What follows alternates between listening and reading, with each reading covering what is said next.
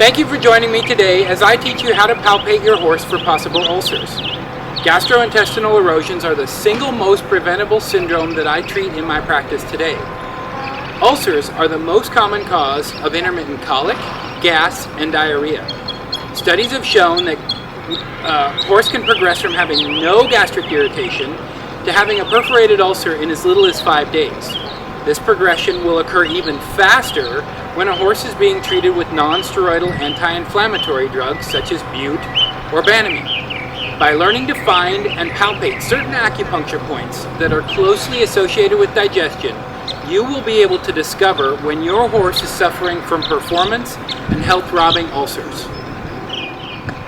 On this horse Clooney, I will demonstrate where the acupuncture meridian runs around the horse's barrel. It's especially important to note is that it lies directly where the girth or cinch would go. The first point that I palpate is a point called pericardium 1. It's on the rib cage, just behind the front leg at the level of the elbow. The second point to palpate is CV17.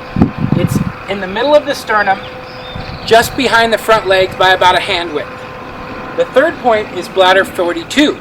It is right here where the scapula makes contact with the rib cage. On the worst cases, they will become sensitive where the withers turns into the back. Now, a horse that's lived with ulcers for a long period of time or starts to get involved with the hindgut, they will get sensitive over this entire area of their low back. Hindgut acidosis commonly accompanies ulcers, and as it progresses, it can become debilitating for horses. Many of these horses will stop going forward, they'll buck, they'll rear, or they'll even bite at the rider's feet. This horse shows no signs of ulcers. The next horse we bring out will have moderate sensitivity. This horse, Casey, is demonstrating moderate ulcer sensitivity. When I palpate pericardium 1, he twitches. See that? And oftentimes they'll come around and try to bite. The only other thing that can cause soreness here is if the rib is out of alignment. CV17, when I palpate that, he lifts his back, drops his head. Be careful, if your horse is sensitive there, they'll oftentimes try to bite or kick. He's not showing any symptoms at bladder 42 and not sensitive where the withers becomes the back. The next horse we'll bring out will demonstrate severe ulcer symptoms.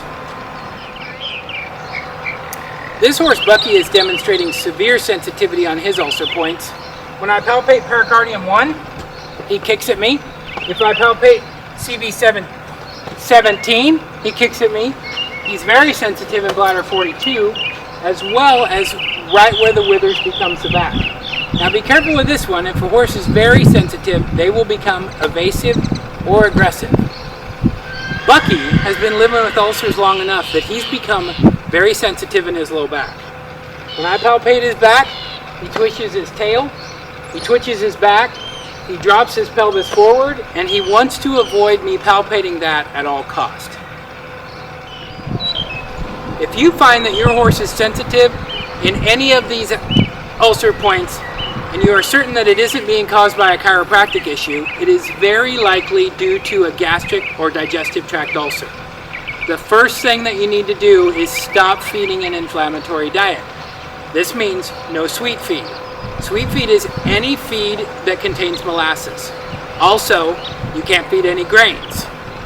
The second thing you need to do is start your horse on a daily digestive health supplement. For horses with severe ulcers, like Bucky, I would recommend an omeprazole product along with the daily digestive health supplement. Omeprazole is a drug that decreases stomach acid, and it typically takes about 5 days to reach its full effect. I will recommend that a horse be treated for 10 days. For more information, please read my nutrition and ulcer articles in our health library on our website. I'm Dr. Mark DePaolo, and this video has been brought to you by DePaolo Equine Concepts.